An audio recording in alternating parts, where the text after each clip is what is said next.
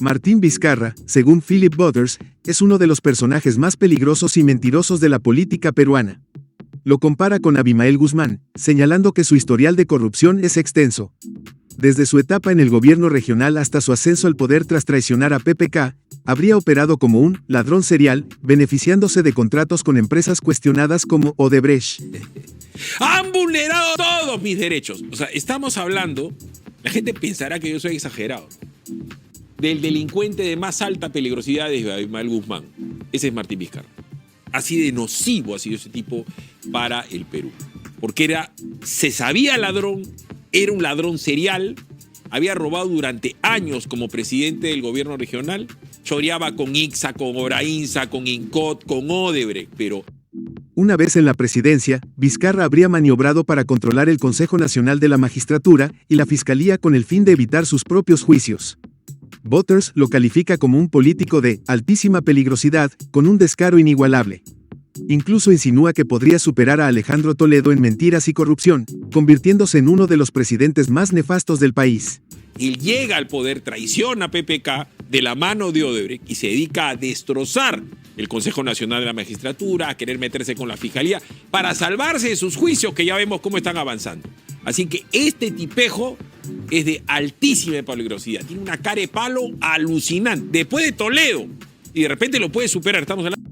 Martín Vizcarra recuerda que el 11 de abril de 2021 se llevaron a cabo las elecciones generales en Perú, en las que participaron 24 partidos políticos y más de 17 millones de ciudadanos.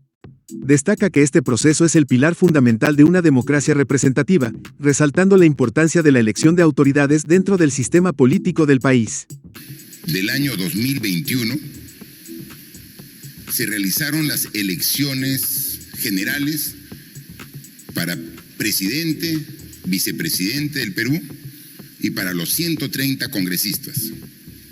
En esas elecciones participaron 24 partidos políticos y asistieron para votar 17.700.000 ciudadanos peruanos. Una elección de autoridades es el acto más importante en una democracia representativa. Vizcarra subraya que miles de candidatos postularon al Congreso, y él fue uno de ellos. Con orgullo menciona que obtuvo la más alta votación de todos los postulantes, lo que, según él, demuestra el respaldo popular que tenía en ese momento. Sin embargo, lo que debía ser su ingreso triunfal al Parlamento se convirtió en una batalla legal y política. Postularon para el Congreso miles de candidatos al Congreso. Uno de ellos fui yo. Y recibí como candidato la más alta votación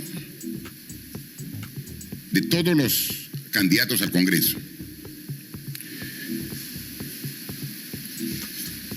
Pese a haber sido elegido congresista, Vizcarra denuncia que fue inhabilitado por el Congreso, impidiéndole ejercer su cargo.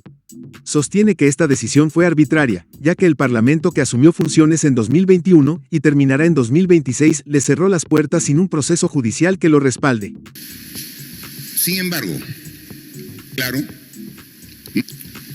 un Congreso que empezó el año 2021 y termina el año 2026, porque he sido inhabilitado. El expresidente recalca que su inhabilitación se dio sin una sentencia firme del Poder Judicial. Según su versión, esta medida vulnera sus derechos políticos, ya que no se le permitió defenderse adecuadamente. Para él, su caso es un ejemplo de cómo el Congreso puede actuar de manera injusta. Para ejercer función pública, después de haber sido electo congresista de la República. Y he sido inhabilitado. Vizcarra insiste en que su inhabilitación fue una decisión política más que legal. Considera que su destitución del cargo de congresista fue orquestada por sus adversarios, quienes, según él, temían su presencia en el legislativo debido a su respaldo popular y su influencia política. Sentencia del Poder Judicial y... Finalmente, hace un llamado a la reflexión sobre la fragilidad de los derechos políticos en el país. Afirma que su caso demuestra que cualquier autoridad electa puede ser apartada sin debido proceso, lo que pone en peligro la democracia y la voluntad de los votantes que lo respaldaron en las urnas. Sin respetar y vulnerando todos mis derechos políticos. Cierto es. Philip Butters deja claro que el Congreso tiene el derecho absoluto de inhabilitar a políticos mediante un juicio político, que no es un proceso judicial, sino una decisión basada en criterios políticos. Pone como ejemplo el caso de Alberto Fujimori, quien renunció por fax, fue declarado incapacitado moralmente y luego inhabilitado para ejercer cargos públicos. Que el Congreso de la República tiene todo el derecho del mundo a inhabilitar a un político. Que lo que se hace es un juicio político, no es un juicio, vamos a decir, legal, de pluralidad de instancia, jurídico, es político. El más claro y conocido ejemplo es Alberto Fujimori. El periodista menciona que el Congreso ya ha inhabilitado a Martín Vizcarra 2 veces y que ahora enfrenta una tercera sanción por el escándalo del vacunagate. También advierte que otros políticos, como Francisco Sagasti y Salvador del Solar, podrían correr la misma suerte si el Parlamento decide aplicarles el mismo criterio. Cuando Fujimori renuncia por fax, que dicen los fujimoristas que no fue por fax, sino presentó una carta y que después llegó el fax, perdón, se fue a Brunei y se largó a Japón.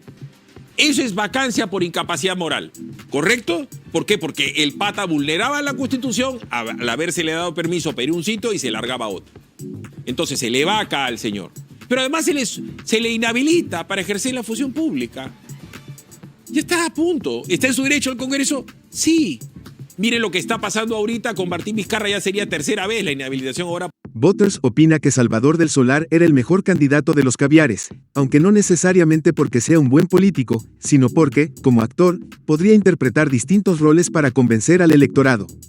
Aún así, insisten que el Congreso tiene la facultad de inhabilitar a quien considere necesario. Por el vacunagate, lo que le está pasando a Sagasti y lo que le puede pasar a Salvador del Solar. Entonces ustedes miran, no, es que uno puede ser presidente y Salvador, para mí el mejor candidato que podrían tener los caviares era Salvador del Solar, lo que opino yo, ¿no es cierto? No porque me guste su manera de ser, también me parece un tipo que como es actor podía actuar pues, de bueno y actuar de inteligente o actuar de exitoso.